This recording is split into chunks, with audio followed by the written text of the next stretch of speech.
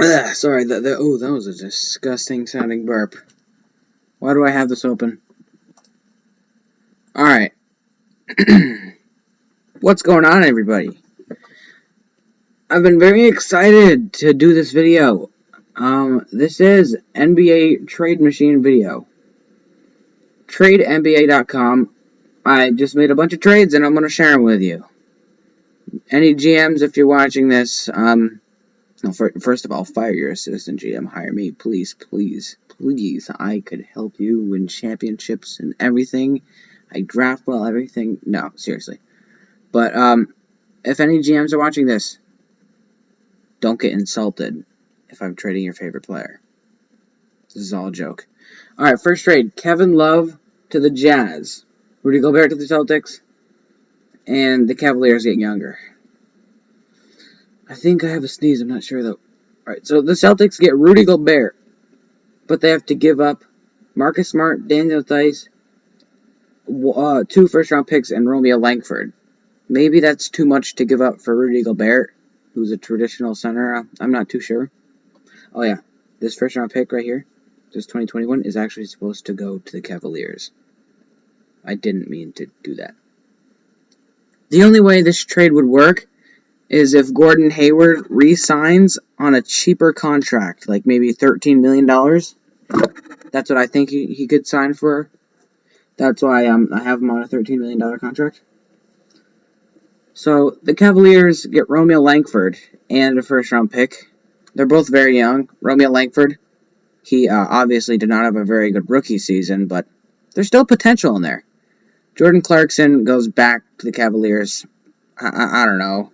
It's just value that they can trade for more picks or something. The Jazz free up the front court a bit. Rudy's no longer clogging the paint for Donovan Mitchell, but Daniel Theis and Kevin Love come in to replace him. They can both shoot threes, so it fits better. Marcus Smart, just a little bit of defense to put next to Donovan Mitchell. A bit more. Actually, that'd be a very small backcourt. I'm not sure. And they also get a first-round pick, because, it's Rudy Gobert. You gotta give up a bit of value. Maybe that first-round pick going to the Jazz is a bit much. Not sure. Hold on. There we go. Alright, second trade. There's also supposed to be a first-round pick going to Spurs, too. So, Spencer Dinwiddie, Karis LeVert, and Jared Allen for DeMar DeRozan, Jakob Poeltl. The reason it's DeMar and Jakob because the Nets would like a backup center, probably, if they're going to give up Jared Allen. So, let's also add in a first-round pick. So, it's, more even. Spencer Dinwiddie, Karis LeVert. They're both younger, but they're not, like, super young. Oh, my bird is screaming like crazy. I gotta shut my door. Alright, there we go. Alright, Jared Allen, he's like 21. And Karis LeVert is like 24. I think LeVert can be an all-star. I think he can, if he really, really tries. Spencer Dinwiddie is also just some scoring to replace DeMar DeRozan with. And also, Dinwiddie is, he can play shooting guard, even small forward. He's 6'5". He's pretty tall for a guard. Alright, next trade. Kevin Love again for Dario Saric, Mikal Bridges, and a first-round pick. Dario Saric and Mikal Bridges, youth for the Cavaliers. First-round pick, more youth for the Cavaliers. This is just the Cavaliers getting away from Kevin Love's contract and getting younger, so they can start rebuilding. Sorry, Kevin Love fans. And then the Suns are also, they see this trade and they say, all right, we went 8-0 in the bubble. Devin Booker wants to win. Everybody wants to win. It's time to go all in and start actually winning. So they trade for not a star, but somebody that has championship experience and is still pretty good. All right, next trade, Victor Oladipo for Tim Hardaway Jr. in a first. This trade is not like a trade I would do. This trade is more of like a shell of a trade that like you can add on to make it fair, because you can't just give up Oladipo and get this back.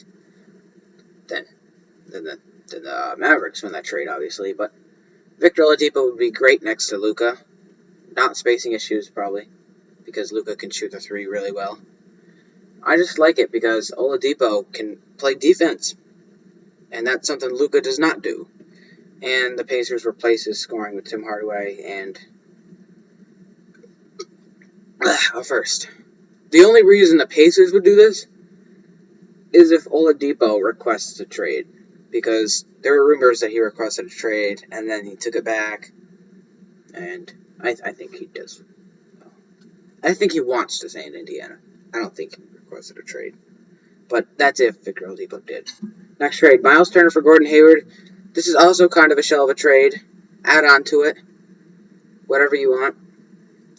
I just think Miles Turner fits perfect with the Celtics, and getting rid of Miles Turner is good for the Pacers, so Domantas Sabonis can play center without Miles Turner also on the floor at the same time, because Domantas Sabonis does not shoot threes. All right, next trade, Lamarcus Aldridge goes back to Spurs or Trailblazers. Now he's a little young player. This is a Spurs trying to rebuild, so they get a replacement for Lamarcus Aldridge and Hassan Whiteside.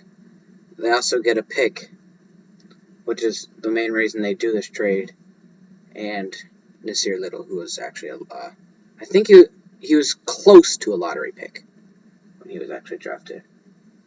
But there's going to be a lot of Kevin Love and a lot of Spurs trades, because those are the two players or the two teams that I think should start to rebuild better.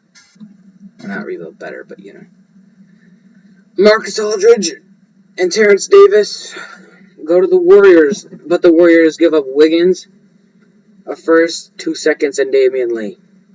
The Warriors finally get a center that could be an all-star. The Raptors get DeMar DeRozan back, and the Spurs get 2 young players and 2 first-round picks. This one's top 10 protected. That's if the experiment doesn't work with Draymond playing with another real center, because Draymond's not the greatest at shooting threes. Lamarcus is not the greatest at shooting threes, but they both can shoot. And Terrence Davis can, he's Terrence Davis, just kind of a backup shooting guard. Maybe I shouldn't have given up Terrence Davis with the Spurs. I'm not sure, because I think the Spurs can develop him into being something. The Raptors. But the Raptors give up a bit of their depth, and they get more star power back. Because the Raptors are probably the deepest team in the league, maybe behind the Clippers or the Nuggets. And they get DeRozan back. That would probably help team chemistry.